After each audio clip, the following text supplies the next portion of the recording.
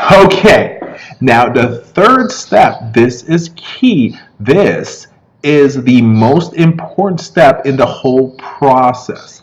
Let's say you have your 10 characteristics. I chose 5 earlier on. I've scored them. What are my levels of importance for each one of these characteristics for my sales champion, right? You should do the same for you. Now, what I want to do and what I want you really to do is to be able to develop during the interview some type of evaluation or test.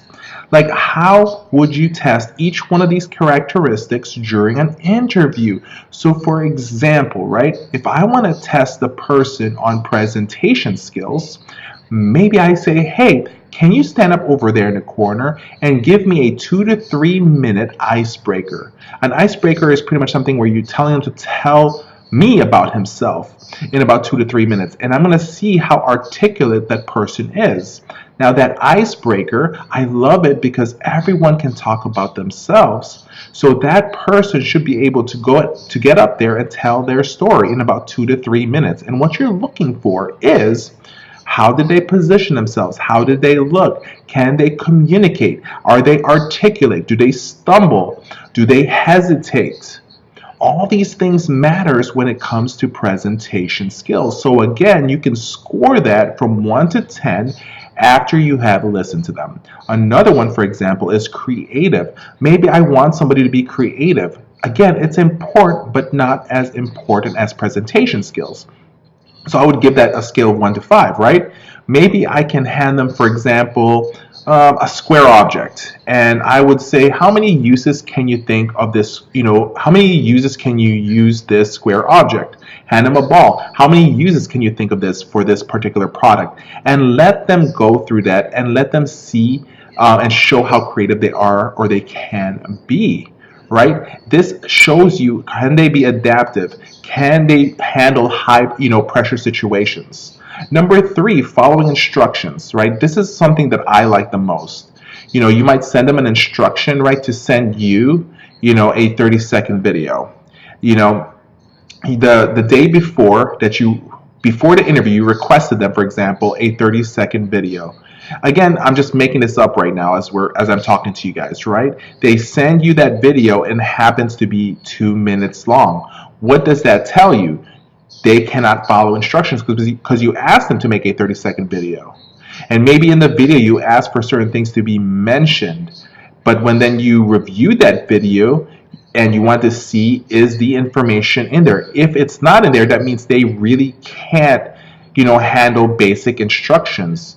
What you're doing is you're trying to find out and try to look at new ways of testing them to see if they can do things. Now, let's move on to closing skills. Let's say, for example, you talk to the person, you can say, hey, you know what? Sell me this marker. Try to sell me this product. Do the best thing that you can. Whatever the features are or the benefits, just pretend you're selling me this marker right here. How would you be closing that deal? Now, again, your job here is to evaluate, and maybe during the whole interview process, one of the things that I'm looking for is probing, asking questions. So maybe as we're going through the interview questions or the interview process, one thing I'm aware of is, how many questions is the candidate asking me?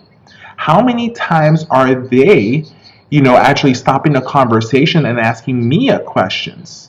How many times are they doing that? And again, if they're doing that often enough, we want to be able to give them a higher score. Now, this is important because you want your salespeople that can actually talk, but at the same time is ask great questions.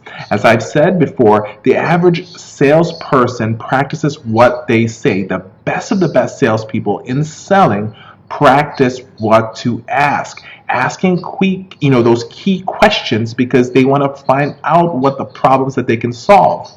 Now, this is the real hard part of this exercise, right? Is creating that scorecard. What I want you to think about is each of the 10 characteristics that you've listed. What I want to do is this.